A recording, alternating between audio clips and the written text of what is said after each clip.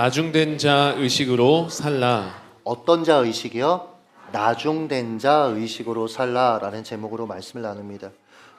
여기 있는 우리 유아 유치 친구들 거미가 줄을 타고 올라갑니다. 이 노래 알아요?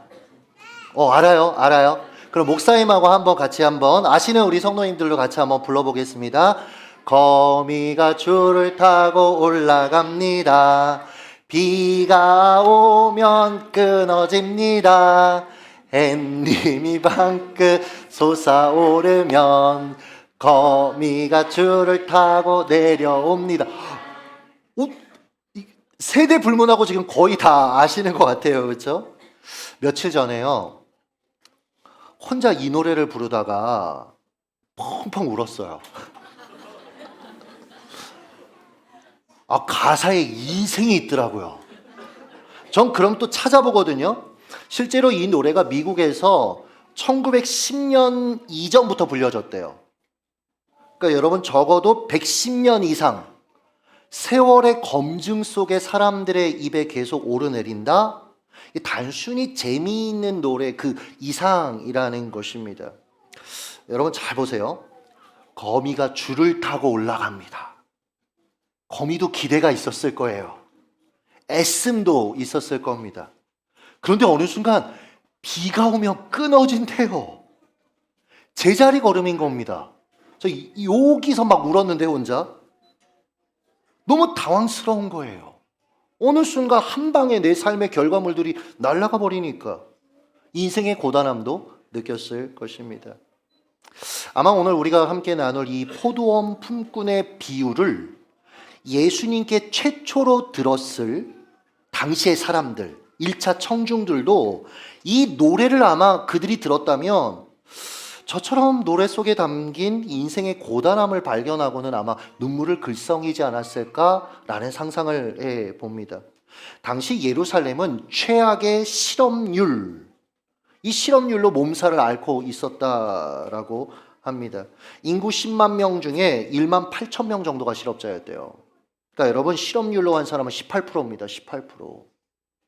2024년 10월 기준 우리나라 실업률이 2.7% 정도 된다고 합니다. 미국의 경우가 4.1%, 독일이 한 6.1% 정도 된다 합니다. 그런데 여러분, 2000년 전에 수도 예루살렘의 실업률이 한 18%였다라니까 그 외 지역은 여러분 더 처참했다라는 거죠. 끔찍했다라는 겁니다. 이들은 대부분 일용직 노동자의 삶을 살아야 했을 겁니다. 하루 벌어 하루 살아야 되는 형편이에요. 이게 여러분 얼마나 고단합니까? 몸이 아프거나 일자리를 구하지 못하고 쉴 법하면 그날 끼니를 걱정해야 될지도 모르는 거예요. 이들이 그나마 일할 기회를 얻었던 곳이 어디냐면 포도 농장이었습니다. 그래서 예수님이 천국은 포도원 주인이 일용직 노동자들을 뽑아가는 것과 같다, 이렇게 이제 시작을 하신 거거든요. 여러분, 왜 포도 농장일까? 이유가 있더라고요. 고대 이집트의 문학 작품 신우의 이야기를 보면 이게 원래 원문은 고대 이집트에서 사용한 히에라틱 문자입니다. 추정 언어예요. 추정 언어. 근데 이걸 프랑스어로 번역한 번역본이 있어요. 물론 이게 그리고 나서 나중에 찾아보니까 한국어로 번역된 책이 나왔더라고요. 물론 추정 문자를 완벽하게 번역했다는 식의 막 홍보를 하는 건 좀 과하다 싶긴 한데 여러분들 한번 보세요. 프랑스어로 되어 있는 건데 핵심 포인트는 뭐냐면 그곳에는 물보다 포도주가 더 많았다. 전 이걸 뽑아왔어요. 여러분, 진짜 물보다 포도주가 당시에 많았느냐 그건 모르겠습니다. 이건 하나의 상징, 추정이니까 상징적인 저는 표현이라고 봅니다. 이스라엘을 생각해 보세요. 비가 굉장히 적게 오는 지역입니다. 그나마 있는 지하수 석회질이었어요. 그러니까 식수로 사용하기에 적합하지 않다라는 겁니다. 그래서 대안으로 여러분 어떻게 했냐면 포도를 발효시킨 포도주, 알코올을 좀 낮춘 이 포도주를 물처럼 마셨다라고 해요.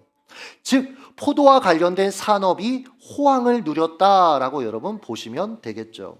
이러한 상황에서 일자리를 원하는 사람들이 대거 포도 농장으로 이제 몰리고, 농장 주인들은 어때요? 경쟁이 치열하니까 일꾼들끼리 싼 값에 노동력을 쓸 수 있는 그런 사회적 구조였다라는 겁니다. 한편 당시에 노동자 하루 일당이 1데나리온이었는데 실제로 여러분 이만큼 받는 경우는 거의 드물었다라고 하더라고요. 여러 논문을 좀 찾아보니까. 게다가 아르시노의 파피루스라는 게 있어요. 이 고대 이집트 문서인데 여기 보면 그런 부분이 있어요. 1데나리온을 받으려면 1일 이상 일해야 한다. 무슨 얘기입니까? 그러니까 당일 일한 대가를 그날 받는 자체가 굉장히 어려웠다라는 겁니다.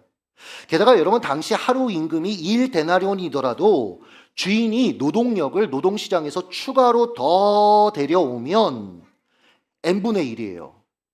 무슨 얘기입니까? 극단적인 예시예요. 이건 극단적입니다. 이렇게까지는 하지 않았을 거예요. 포도원 주인이 처음에 하루 일당을 1데나리온 주겠다 약속을 하면서 10명의 노동자를 고용하는 겁니다. 그런데 오후가 되어서 일이 너무 더뎌서 5명을 추가로 더 데려와요. 그럼 주인은 어떻게 하냐면 1데나리온을 15명으로 나눠 지급하는 겁니다. 물론 극단적이긴 해요. 즉 각각의 노동자가 실제로 받는 돈은 1데나리온의 15분의 1, 약 0.067데나리온. 그러니까 여러분 얼마나 그 삶이 고단하다라는 겁니까? 이런 시대적 상황에서 예수님의 비유 속 주인은 어떻게 했죠? 노동자들에게 하루 임금으로 1데나리온을 당일 바로 지급했어요. 그렇죠? 여러분 이건 당시 예수님의 이야기를 듣던 청중들 입장에서 이 주인은 지금 노동자들에게 상식적으로 기대할 수 없는 아주 특별한 은혜를 베풀고 있다는 사실을 자연스럽게 인지하는 장치가 됐다라는 거예요. 아니, 이야기를 시작할 때부터 일할 기회를 얻은 사람들은 이미 특별한 은혜를 입은 사람들이다라고 생각하면서 아마 이야기를 들었을 것이라는 걸 여러분 상상해 보시라는 거죠. 드라마 미생의 한 장면이 생각나더라고요. 회사 안이 전쟁터라고 밖은 지옥이야. 우리에게 좀 먹먹함을 줬던 그런 명대사 아닙니까? 그런데 여러분, 이야기 속에 먼저 일할 기회를 얻었던 노동자들이 여러분 어떻게 행동했습니까? 뒤늦게 합류한 노동자들과 동일하게 자신들이 1데나리온의 일당을 받자 불만을 터뜨렸죠. 여러분 그 당시 이야기를 듣는 사람들 입장에서 이런 배은망덕한 놈들이 어디 없는 거예요. 그래서 여러분 실제로 이야기 속에서 주인이 말했죠. 15절 같이 읽어주시죠. 시작. 내가 선함으로 내가 악하게 보느냐. 선하다, 이게 공정하다라는 의미예요. 주인은 그 어떤 포도원 주인보다 공정한 사람이었어요. 하나님 나라가 그렇다라는 거죠. 그런데 야, 나는 너희들보다 11시간 먼저 와서 일했고 나는 고생을 정말 많이 했어.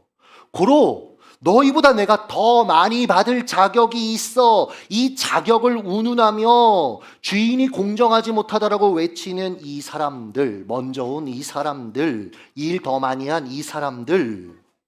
근데 여러분 주인은 이들에게도, 늦게 온 이들에게도 사실은 자격과 상관없이 은혜를 베푼 거예요, 여러분. 예수님이 왜 이런 극단적인 이야기를 들려주신 것일까요? 마지막에 하신 말에 힌트가 있습니다. 16절을 한번 읽어주시죠. 시작. 이와 같이 나중된 자로서 먼저 되고 먼저 된 자로서 나중되리라. 여러분 이거 어디서 많이 들어본 문장 아닙니까? 마태복음 19장 20장 전에 마지막 절에 있어요. 30절 한번 읽겠습니다. 시작. 그러나 먼저 된 자로서 나중되고 나중된 자로서 먼저 될 자가 많으니라. 보세요. 성경에서 이런 식으로 여러분 장이 바뀌는데도 같은 구절을 배치해 놨다라는 건 일종의 장치입니다. 두 이야기는 서로 연관돼 있어라는 걸 우리에게 알려주고 있는 겁니다. 자, 그럼 19장을 좀 설명해 보죠. 한 부자 청년이 예수님을 찾아왔습니다. 선생님, 제가 무슨 일을, 어떤 선한 일을 해야 영생을 얻을 수 있을까요? 영생 얻을, 여러분 포인트입니다. 자격에 관해서 지금 묻고 있습니다. 전 계속 자격 얘기를 하고 있는 거예요. 말씀을 다 지키면 된다. 어떤 말씀을 제가 지키면 될까요? 이웃사랑과 관련된 성경 구절을 예수님께서 말씀하셨어요. 이웃사랑 다 지키면 돼. 아, 선생님, 그건 제가 어려서부터 다 지키며 살아온 계명들입니다. 진짜? 그럼 네가 가진 재산 다 팔아서 가난한 자들에게 나눠주고 나를 한번 쫓아볼래? 따라와 볼래? 그렇게 너 할 수 있어? 이웃사랑과 관련된 말씀을 다 지키며 살아왔고 자신이 그래서 영생 얻을 자격이 있다라고 자부했던, 그러나 그런 자격이 없는 그를 향하여 그의 오만한 자기 확신을 지금 예수님이 직격하시려고 이런 얘기를 하신 거예요. 청년은 결국 그럴 수 있는 어떤 수준이 안 됐죠. 근심하며 돌아갔다라고 성경이 이야기합니다. 그리고 당시 제자들이 듣기에 굉장히 충격적인 발언을 하나 하셨잖아요. 23절. 부자는 천국에 들어가기가 어려우니라. 여러분, 이게 그러니까 막시즘 같이 노동자 계급과 그리고 그 주인들과 같은 그런 계급을 충돌하는 관계로 보는 여러분, 그런 세계관에서는 이거를 부자는 천국에 들어갈 수 없구나, 부자는 나쁜 놈들이구나, 여러분 그렇게 보겠죠. 아니요, 여러분, 성경은 그렇게 얘기하는 게 아닙니다. 우리 여러분 대결로 보면 안 돼요. 자꾸 시대를 어떤 계층 간의 대결로 보면 안 됩니다. 예수의 사랑으로 봐야죠. 하나됨으로 봐야죠. 여러분, 제자들의 반응을 보면 알 수 있어요. 25절 한번 읽어주실래요? 시작. 제자들이 듣고 몹시 놀라 이르되 그렇다면 누가 구원을 얻을 수 있으리이까. 보세요. 당시 유대인들에게 부자란요, 하나님께 복받은 사람, 하나님 잘 믿는 사람이라는 인식이 있었어요. 그러니까 예수님의 그 말에, 아니 이렇게 자격을 갖춘 저 부자 청년, 그도 구원을 얻을 수 없다면 우리는 어쩌란 말인가, 이 사람들이 지금 이렇게 근심하고 있는 거예요. 다들 충격에 휩싸여 있는 그때 우리 베드로, 이 친구가 무식하면 또 용감하게 27절 여러분 한번 같이 읽습니다. 시작. 보소서 우리가 모든 것을 버리고 주를 따랐사온데 그런즉 우리가 무엇을 얻으리이까. 가만히 있으면 되는데 자기는 모든 걸 버리고 주님을 따랐으니까 자격이 있지 않냐, 또 이 이야기를 예수님께 하고 있는 겁니다. 이에 예수님이 너 자격 없어, 이 말씀하시려고 29절 한번 읽어주시죠. 시작. 또 내 이름을 위하여 집이나 형제나 자매나 부모나 자식이나 전토를 벌인 자마다 여러 배를 받고 또 영생을 상속하리라. 이런 의미예요. 베드로야, 지금 네 논리에 문제가 있어. 너 가족을 완전히 떠난 적이 없잖아. 다 버렸다면서. 너 그런 적 없잖아. 실제로 고대문서 클레멘트의 편지에 보면 베드로가 선교지에서 아내와 함께 했다라는 기록이 있어요. 베드로야, 너가 나를 위해 다 포기했다고? 아니잖아. 그러면서 너는 마치 영생의 조건을 충족한 사람, 자격 있는 사람이라는 식으로 자기를 지금 어필해? 이 말을 예수님이 하신 겁니다. 그러니까 여러분, 예수 믿으면 가족 버려야 된다는 얘기가 아니고요. 그리고 핵심 포인트입니다. 30절을 같이 읽어주시죠. 시작. 그러나 먼저 된 자로서 나중되고 나중된 자로서 먼저 될 자가 많으니라. 이게 여러분, 그러니까 조심하며 살아야지, 겸손하게 살아야지, 그 얘기가 아닙니다. 우리는 다 나중된 자라는 거예요. 그 얘기가 예수님의 핵심 포인트입니다. 자격이 없는데 그저 은혜로 구원 받았다라는 겁니다. 그런데 어느 순간 우리가 착각하죠. 먼저 된 자 의식으로 살아가는 거예요. 마치 내가 누리고 있는 이 모든 게 내가 자격이 있어서 당당히 누리고 있다라고 생각하는 겁니다. 그냥 일상에 적용해 보는 거죠. 그러다 보면 어느 순간에 여러분, 감사를 잃어버립니다. 내게 주어진 일상을 향한 감격을 잃어버린다라는 거예요. 무언가 내가 열심을 낼수록 하나님과 상관없는 방향으로 계속 가게 되는 겁니다. 자주 여러분, 제가 강조하는 게 하나 있어요. 성경은 충성과 열심을 철저하게 구분합니다. 충성, 맡겨진 걸 하는 겁니다, 여러분. 맡겨진 거 하는 거. 맡겨진 걸 하는 게 얼마나 많은 인격이 필요한지 아십니까? 얼마나 많은 겸손이 필요한지 아십니까? 열심, 나를 위해 부리는 겁니다. 충성은 자격 없음이라는 의식에서 출발을 합니다. 나는 이 일을 맡을 자격이 없는데 주님이 내게 맡기셨어. 얼마나 큰 은혜야? 반면 열심은요, 자격 있음이라는 의식에서 출발합니다. 나는 이 일을 감당할 충분한 자격이 있어. 나는 이 일을 누릴 충분한 자격이 있어. 내가 얼마나 노력했는데, 내가 얼마나 헌신했는데. 그래서 그가 열심을 부리면 부릴수록 그가 있는 그 삶의 영역은 온통 인간 냄새가 계속 진동하는 겁니다. 하나님 나라가 세워지는 게 아니라 자기 왕국이 세워지는 겁니다. 거기 감사는 없어요. 거기 감격은 없는 겁니다. 그저 생각해보면 자기 자랑, 우월감, 혹은 그런 자기 열심을 알아주지 않는다라는 섭섭함, 불평이 자리할 뿐이더라고요. 상대를 딛고 일어서려는 경쟁과 냉혹함만이 자리할 뿐입니다. 설교 끝. 이제 결론 얘기할 거예요. 제가 자격으로만 여러분에게 심플하게 계속 얘기했습니다. 제가 그리고 한 주간 동안 사실은 이 설교 외에 여러 분량들을 준비했다가 다 가지쳤던 이유를 이제 말씀드릴게요. 지난 목요일 금요일입니다. 2달 전에 이제 한 교회에, 한 중형 교회에 수도권의 담임 목사님이 된 저보다 나이가 많은 동기 형이 저를 보고 싶다고 김천에 내려왔어요. 미국에서 이제 학위를 따고 막상 한국에 돌아왔는데 갈 곳이 없었어요. 그래서 결국 그 과정 속에 학원 차량을 이제 운전하게 되는 그런 상황으로 이제 상황이 내몰렸습니다.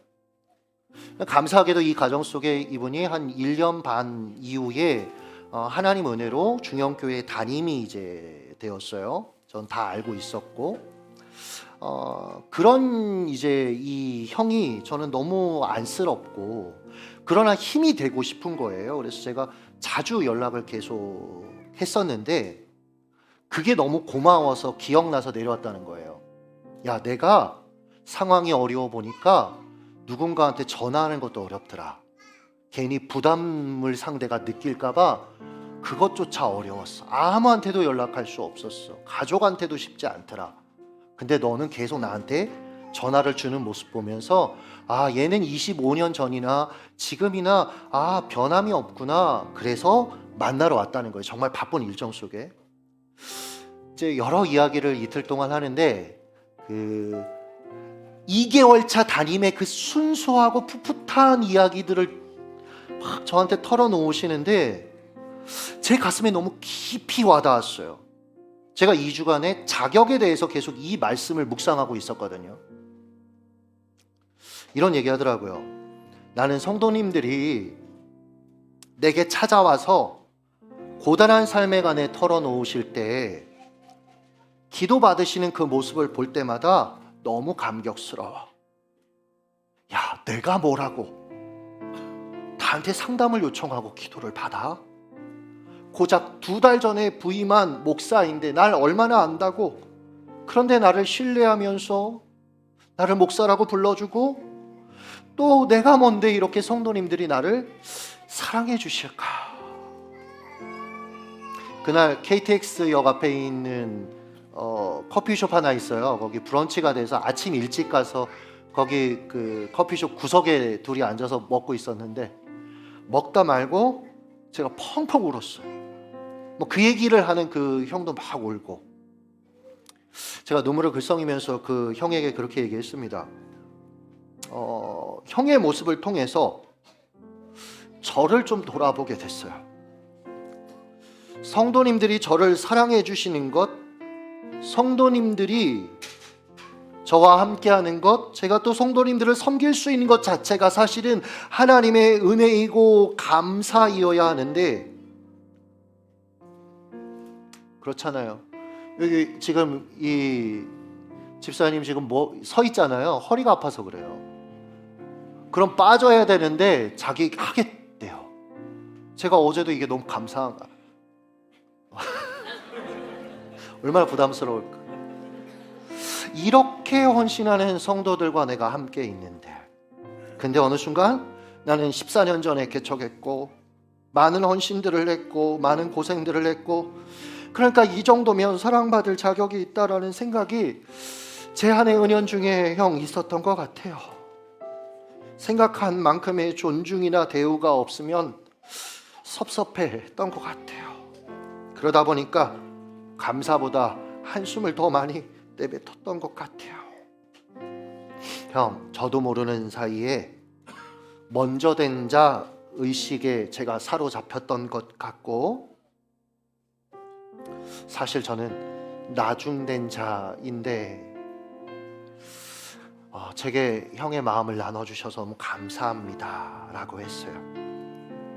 여러분 어떠십니까? 혹시 일상에서 먼저 된 자 의식으로 살고 계시지는 않습니까? 그래서 감격과 감사를 잃어버린 채 섭섭함과 형님 의식, 선배 의식으로 여러분 살아가고 계시지는 않습니까? 오늘 아침에도 우리 아이들 보면서도 제가 그런 생각했거든요. 야, 선배 의식 가지면 안 되는데 우리 아이들을 위해서 앞에서. 바울의 고백이 우리의 고백이 되기를 원합니다. 함께 여러분 선포하며 마치시죠. 읽습니다. 시작. 그러나 내가 나된 것은 하나님의 은혜로 된 것이니 내게 주신 그의 은혜가 헛되지 아니하여 내가 모든 사도보다 더 많이 수고하였으나 내가 한 것이 아니요 오직 나와 함께 하신 하나님의 은혜로라. 내가 나된 것은 하나님의 은혜로 된 것이니 내가 한 것이 아니요 오직 나와 함께 하신 하나님의 은혜로라. 이 마음 품고 한 주간 여러분이 살아내는 그 삶의 자리에서 회복과 하나님의 위로와 하나님의 역사들이 함께 하시길 예수님의 이름으로 축복합니다. 기도하겠습니다.